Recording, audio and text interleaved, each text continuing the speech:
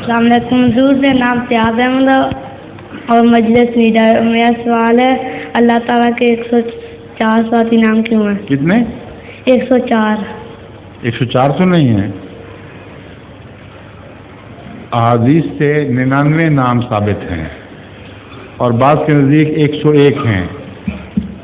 بعض احادیث کے حوالے سے کچھ کم بھی بتاتے ہیں، مگر میرے نزدیک خدا تعالیٰ کی صفات کا انسان کے لیے شمار کرنا ممکن نہیں ہے۔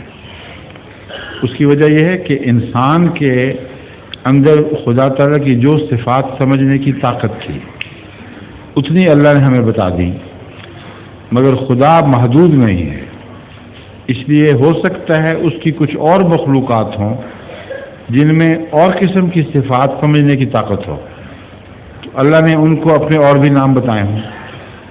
اس لیے ناموں کی تعداد میں جھگڑا کرنے کی کوئی ضرورت نہیں۔ ایک بات قرآن کریم نے کھلی کھلی ہمیں بتائی ہے، لہ الاسماء الحسنی، جو صفات بھی اچھی ہیں وہ اللہ کی ہیں۔